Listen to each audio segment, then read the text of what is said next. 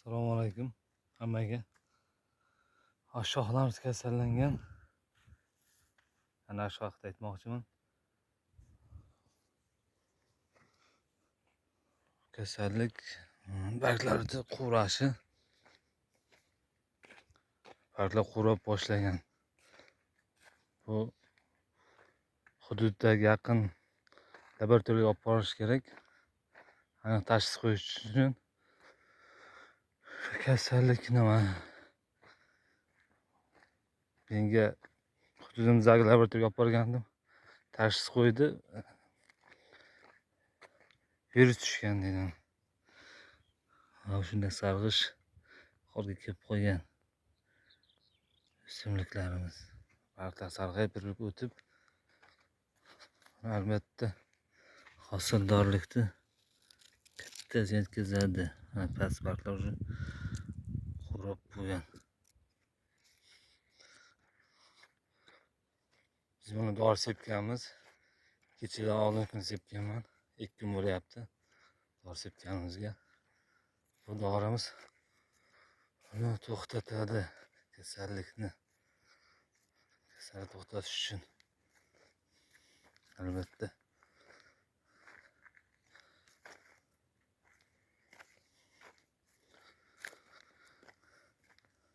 hali o'simlik ekkanimizga 1 oy bo'lgani yo'q. Hali chillasidan chiqmadi. O'simligimiz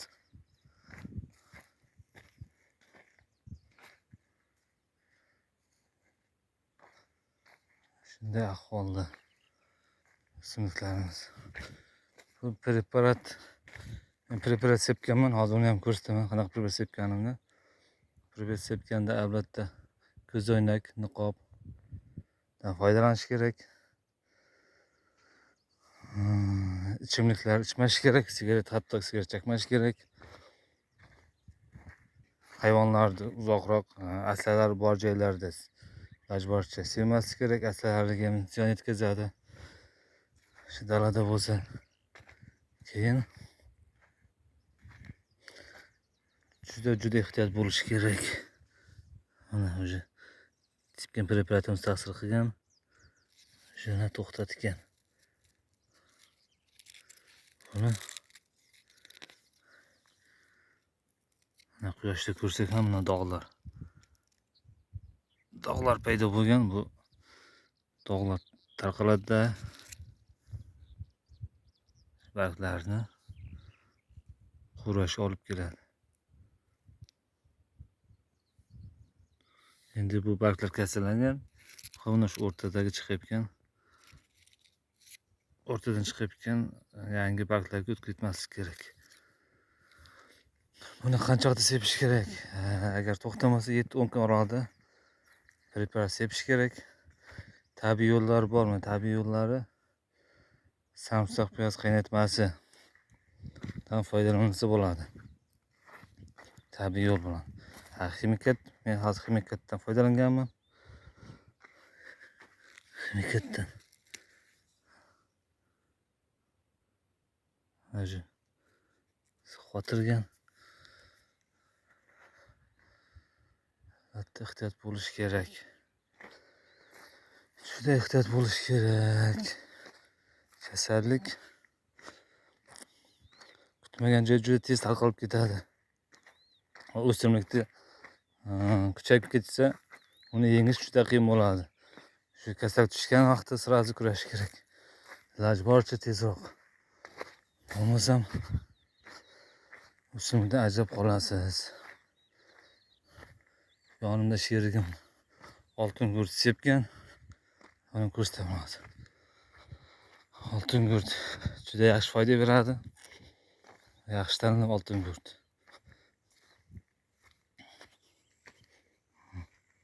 Oltin gurt sevib chiqqan. Yonimda sherigim.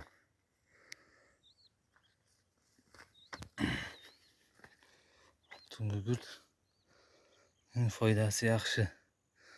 Har xil hasharotlarga,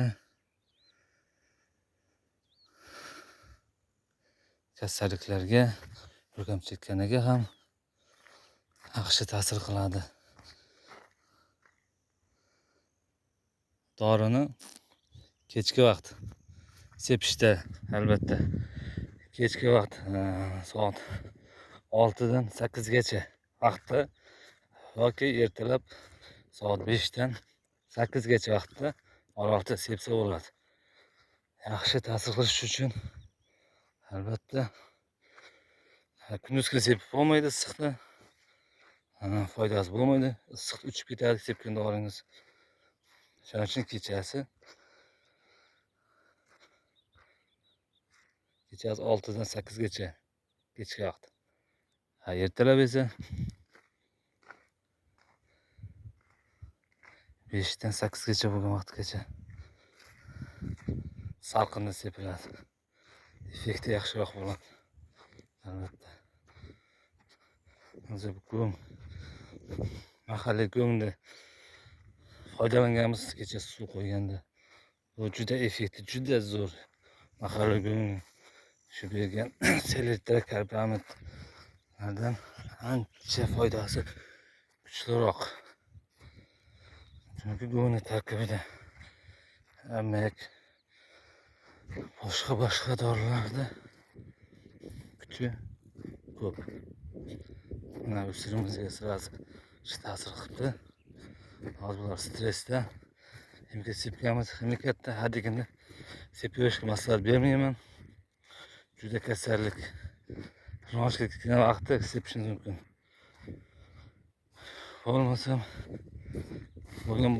Bo'lmasa sepavermang semikatni. Ham tirik jon. Itdan hosilga ta'sir qiladi. Preparatlar. Shunday preparat insonga ham, o'simlikka ham ta'siri kuchliroq. Bu yerda yuron qoziq ham xavf solgan, yeb qo'ygan ko'p joylarini. Yuron qoziqni topolmadim.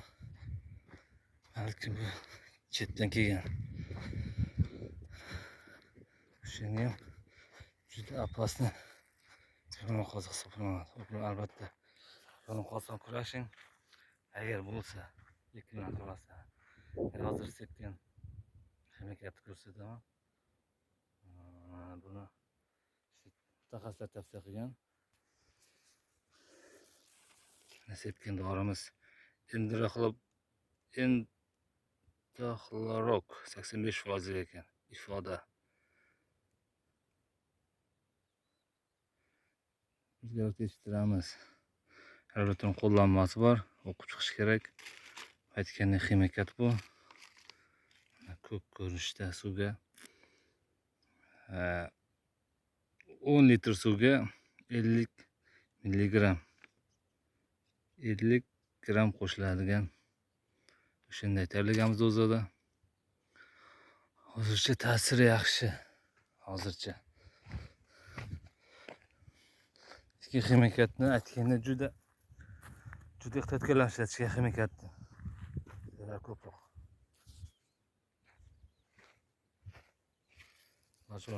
Qo'shib oltin sepgan. Oltin urtdan foydalaning. Albatta.